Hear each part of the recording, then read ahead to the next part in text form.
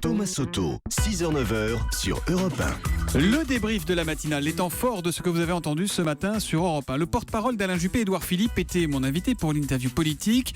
C'était à 8h20 et je lui ai demandé s'il avait des nouvelles de son champion, très très discret en ce moment dans les médias.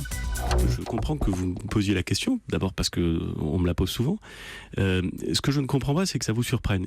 Alain Juppé a dit, mais il y a maintenant plus d'un an, qu'il était candidat à la primaire et qu'il allait consacrer son temps, d'abord à soutenir les candidats aux régionales avant les régionales, c'est bien naturel, mais à travailler sur son programme. On peut espérer que... Enfin, je trouve pas scandaleux d'imaginer qu'un homme politique prenne son temps avant de parler. C'est les autres qui parlent trop alors ? Les Fillon, Sarkozy, Le Maire, etc. Non, c'est vous qui le dites.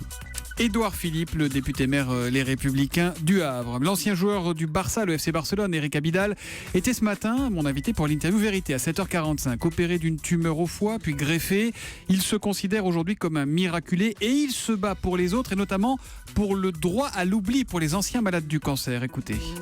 Certes, j'ai eu la chance d'être sportif de haut niveau, mais il faut savoir que je me retrouve moi aussi dans le même cas. À vous aussi ? Démarcher des mutuelles à partir du moment où vous avez une maladie et une greffe du foie, c'est sûr que le dossier commence à être plus compliqué. Donc aujourd'hui, merci le football. Et sans le football, j'aurais été dans le même cas que pas mal de patients. Eric Abidal qui accorde une interview au magazine Blue, BLU, consacré et destiné aux hommes victimes de cancer. C'est un peu l'équivalent de Rose, magazine qui est disponible notamment dans les CHU. Ce matin, Danny Cohn-Bendit a tenu à rendre hommage au philosophe André Glucksmann. C'était son ami, un ami toujours fidèle. Écoutez. Quand il est devenu un des nouveaux philosophes, le président Valéry Giscard d'Estaing l'a invité avec d'autres philosophes à déjeuner et il a écrit une chronique. Monsieur le Président, je n'irai déjeuner à votre table que si vous levez l'interdiction de séjour pour mon copain Danny. Et après, avec Bernard-Henri Lévy, ils ont forcé la main à Giscard. Donc c'était quelqu'un de formidable qui vous aidait, qui m'a aidé souvent à comprendre. Et des fois, je ne l'ai pas compris. Et alors là, on discutait. L'humeur de Danny tous les matins à 8h-10 sur Europe 1. Et puis Stop, connaissez-vous l'histoire incroyable de Stop ? C'est Céline Kallmann qui nous l'a raconté dans le kiosque à 6h15. Stop, le poisson rouge qui a eu chaud. Par un effet de loupe, provoqué sans doute par la fenêtre et le bocal, le meuble sur lequel est posé le récipient se met à chauffer et à prendre feu.